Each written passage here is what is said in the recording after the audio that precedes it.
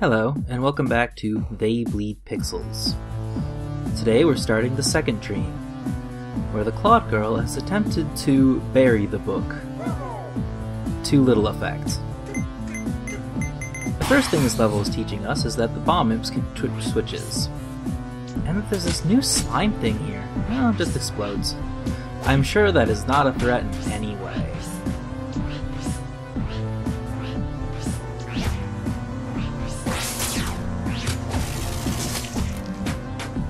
The second thing that the level teaches us is about how the dash attack is sometimes required to get through, although I didn't quite make it that far.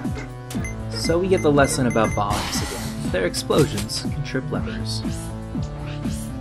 And we can kick this guy into that pit, which will kill him even if he's off screen. I believe the entire levelers in this game are loaded all at once. So now we obviously cannot jump through that path. But we have a dash attack, which I died because I forgot a key component of the dash attack. After the dash attack, the Claude Girl will get darkened. During that time, for about 1.5 seconds, she cannot dash again. Now, if she hits an enemy with the attack, she will not get darkened. She will not be weakened. She can immediately dash again. However, there's nothing to hit over here, so the only way to get this page properly is to dash, wait, and then dash back after it's recharged. And that pit way at the bottom here, full of spikes, makes getting rid of all of these enemies extremely simple. This next section is a simple jumping challenge. But I don't have anywhere to checkpoint here. I need to find somewhere. There's a spot up here, though. However, you can't make a checkpoint near anything dangerous. Anything that can harm you, you cannot leave a checkpoint on. Except spikes. Spikes don't count because they're everywhere. And that would make things really tricky if they counted.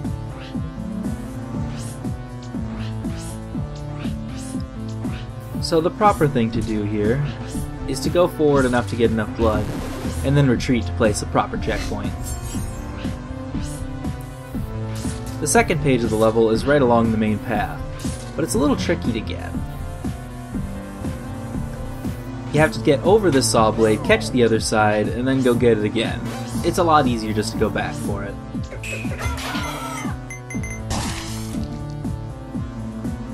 This is a simple timing puzzle,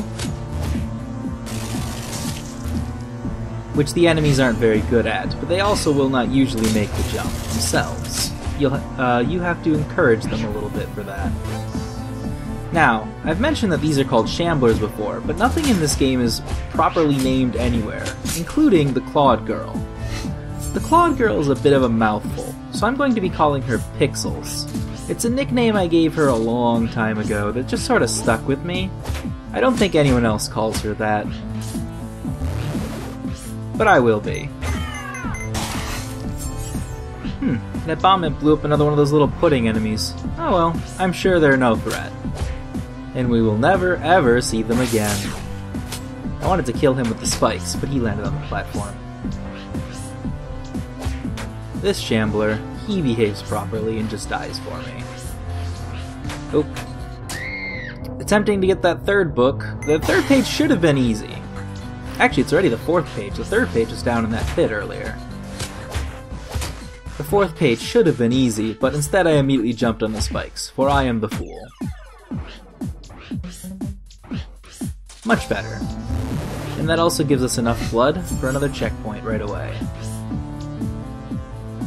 This next platform is a common obstacle throughout the rest of the game, where you need to jump around it without a surface.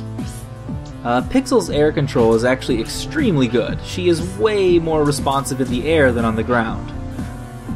Some people have trouble controlling this game because they try to do everything on the floor, but it's way easier in the air. Oh, so that's what the pudding enemies do. They have a large spike, which is aggravating to say the least. Oh, how do we get that? Oh, that bomb imp was guarding that page. So, well, let's look at this a little bit. So that page is behind a gate. We need to open the gate. The gate has a green symbol above it, and there's also a green symbol by that lever, which means they're connected, so we need to hit that switch to open the gate.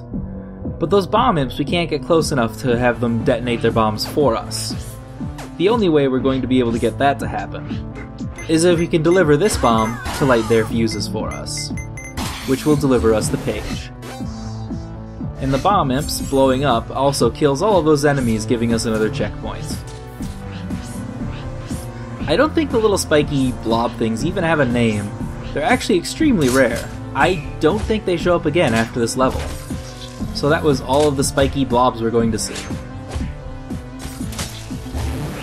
This tall spikes make clearing this area out very easy, but it also means that once we jump up, it's not feasible to come back. Not that we need to, but hey. So there's the door out. It's not the book. The dream continues. The second dream is a little longer than the first. But it's the end of this level.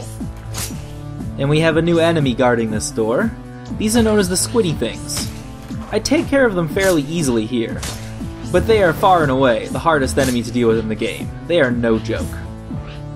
And the final page is in this area where they were imprisoned. But I forgot to go hit the switch.